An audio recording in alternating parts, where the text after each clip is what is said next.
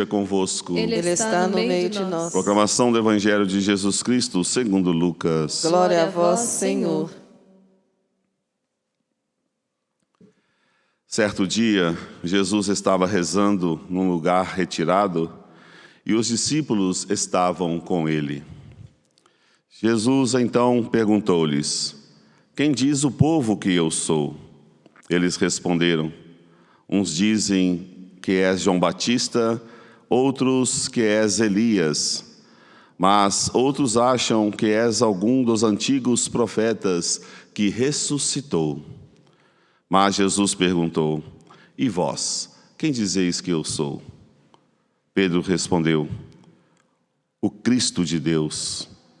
Mas Jesus proibiu-lhes severamente que contassem isto a alguém, e acrescentou: o Filho do Homem deve sofrer muito, ser rejeitado pelos anciãos, pelos sumos sacerdotes e doutores da lei, deve ser morto e ressuscitar no terceiro dia. Depois Jesus disse a todos: se alguém me quer seguir, renuncie a si mesmo, tome a sua cruz cada dia e siga-me. Pois quem quiser salvar a sua vida, vai perdê-la, e quem perder a sua vida por causa de mim, este a salvará. Palavra da salvação. Glória a vós, Senhor.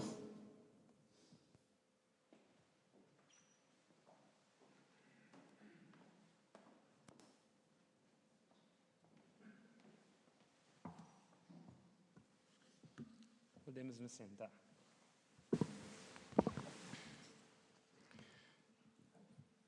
Os evangelhos têm o esforço de dar a conhecer a pessoa de Jesus Cristo. Os evangelhos e toda a Sagrada Escritura dão testemunho de alguém que dá-se a conhecer. Nós, quando lemos a Bíblia, não estamos diante de uma obra de literatura, uma poesia, uma narrativa fria sobre acontecimentos do passado. Os evangelhos querem dar a conhecer, assim como toda a Sagrada Escritura, em maior ou em menor clareza, querem dar a conhecer uma pessoa. Cada um de nós, então, diante de cada página da Escritura, cada um de nós deixando-se alcançar pela poesia dos Salmos, cada um de nós dando ouvido a cada uma das 4 testemunhas que são os evangelistas, deve tomar consciência de que está conhecendo uma pessoa. Aqui insere-se então a pergunta que Cristo faz aos discípulos no evangelho que acabamos de escutar. O que dizem as multidões a meu respeito? As multidões, os outros, falando de si, das próprias impressões, das próprias suspeitas. Esta pergunta sobre a multidão quer convidar os discípulos a despertar sobre a capacidade que eles têm e que nós temos de conhecer quem é Jesus. E nenhum de nós poderá conhecer quem é Jesus, nenhum de nós poderá ser discípulo de Cristo se não tiver uma experiência profunda com Ele. Ser cristão significa estar em intimidade profunda com a pessoa de Jesus Cristo. Lembremos-nos da profecia de Jeremias, dizendo sobre os últimos tempos. A característica dos últimos tempos, isto é, dos tempos da irrupção do reino de Deus, da visita de Deus através do seu Messias, seriam tempos onde cada um tomaria consciência de uma lei escrita no próprio coração. Uma lei nas entranhas, de modo que vai dizer Jeremias, não será mais necessário dizer a este ou aquele, conhece o Senhor. Todos serão discípulos. A palavra discípulo tem a ver com esta dimensão de alguém que segue.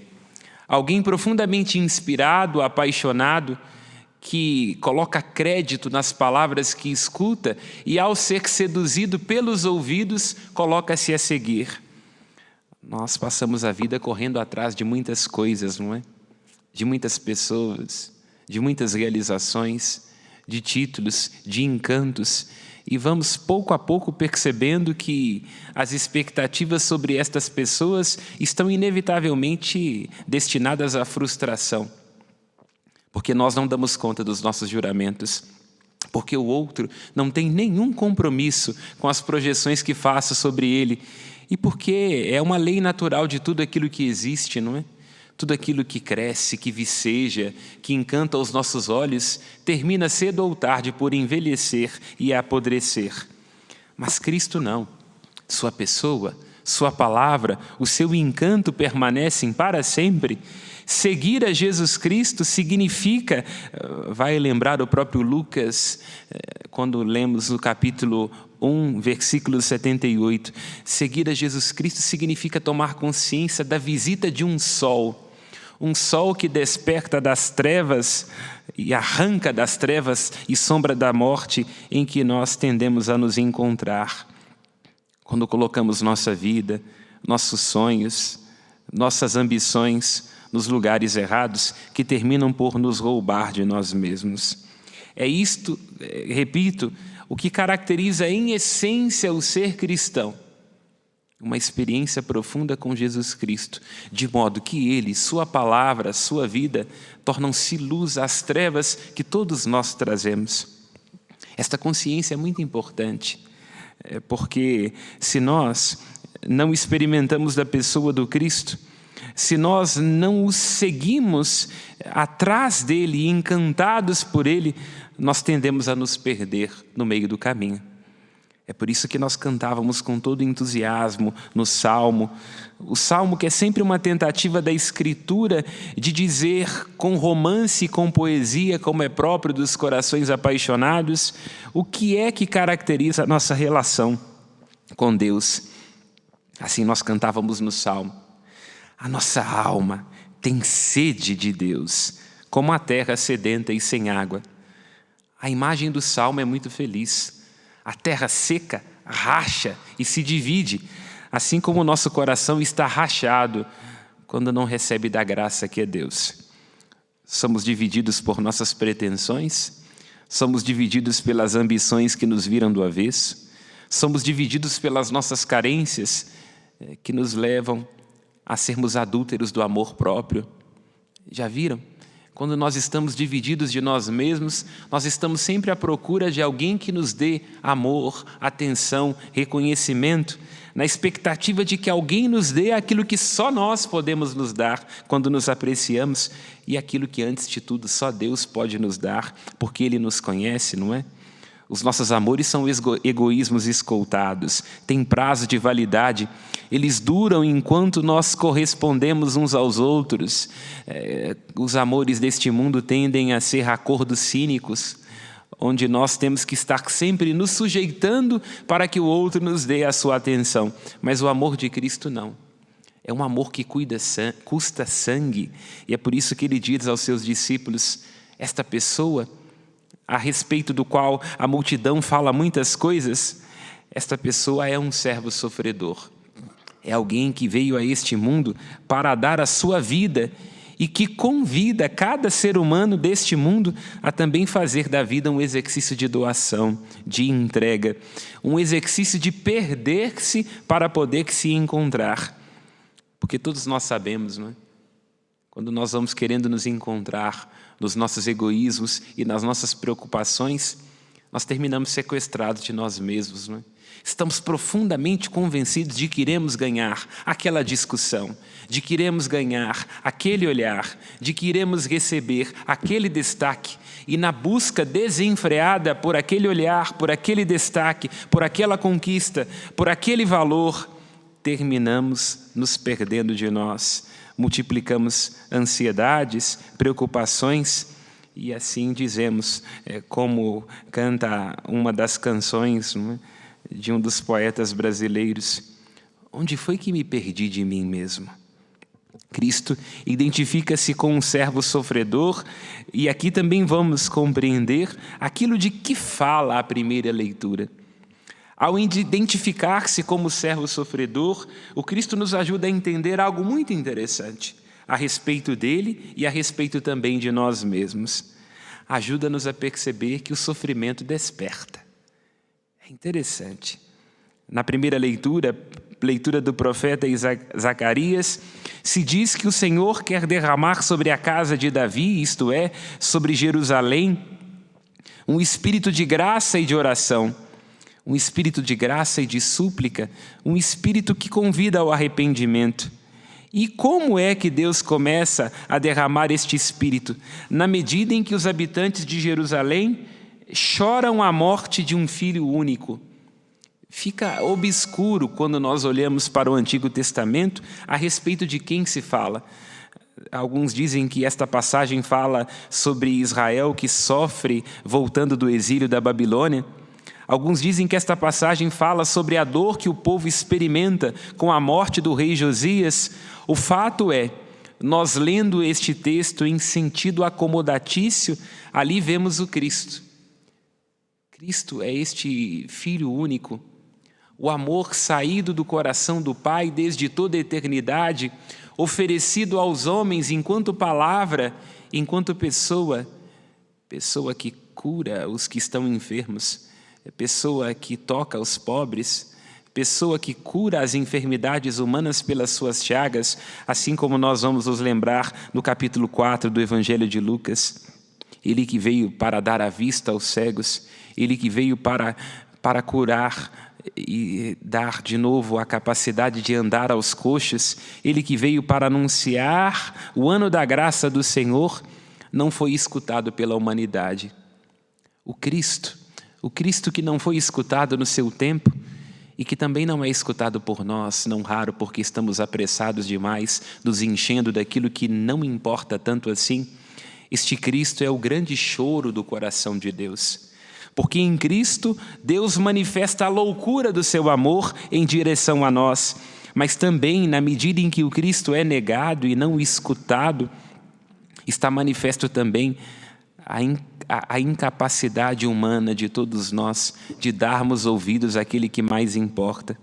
Nesta leitura de Zacarias, assim como também no Evangelho, nós vemos que lá onde houver o sofrimento, a dor, a morte, o luto, lá onde a experiência humana estiver manifesta na sua máxima carência e fraqueza, ali está o mistério do Cristo. Assim, nós, quando sofremos, temos que compreender aquilo que diz o apóstolo Paulo, que este sofrimento não é sinônimo de abandono da parte de Deus, porque está se atualizando em nós o mistério da cruz do Senhor. É por isso que Cristo diz no Evangelho: quem quiser seguir-me, renuncie a si mesmo, tome sua cruz dia após dia. E Lucas é o único que introduz este dia após dia. E nós podemos nos perguntar, o que Lucas quer dizer com isso? Tomar a cruz dia após dia significa trazer à luz os sofrimentos de um casamento, de um namoro, de um trabalho, os sofrimentos da vida de um padre, de um diácono. Dia após dia nós temos que, dando voltas em nós mesmos, confirmarmos nossa fidelidade e nossa lealdade, inclusive às vezes com quem nos mata. Dia após dia temos que recordar dos nossos juramentos. Nós temos que recordar que o amor não é um sentimento, mas uma aposta, mesmo quando nós não temos diante dos olhos a sua recompensa. De que amar significa, às vezes, ter que pagar um preço caríssimo, como mãe, como pai, neste investimento onde nós nem sempre temos claro qual será esta recompensa. Quer dizer, seguir a Jesus, ver que em nossa vida se atualiza o mistério da cruz de Cristo, não tem nada de romantismo, tem de entrega, tem de heroicidade. E também significa, em segundo ponto, ter a capacidade de estar desperto para o sofrimento. Porque nós não raro nos agradamos com os encantos, com as glórias, mas temos uma incapacidade enorme de perceber em que medida o sofrimento, mais do que as glórias, é um excelente conselheiro. Quando nós olhamos para nós e vemos aquilo que aparentemente poderia nos dividir, quando nós estamos em situações em que parece não ter sentido a dor que experimentamos, quando nós estamos diante de alguém que nos solicita na sua indigência, na sua pobreza, seja alguém com quem nós convivemos, com quem estamos casados, seja um filho, seja um neto, seja alguém que na rua nos pede de comer, ali nós temos que compreender Um tempo de graça e um tempo de conversão, como vai dizer Zacarias. Um tempo de graça porque só o Senhor é capaz de ser força da nossa fraqueza. Só o Senhor é capaz de ser uma bondade e um consolo para as nossas enfermidades. E um tempo de súplica e de recordação, porque o sofrimento, como bom conselheiro, sempre nos humaniza. Louvado seja nosso Senhor Jesus Cristo. Para sempre seja louvado. Creio em Deus Pai Todo-Poderoso,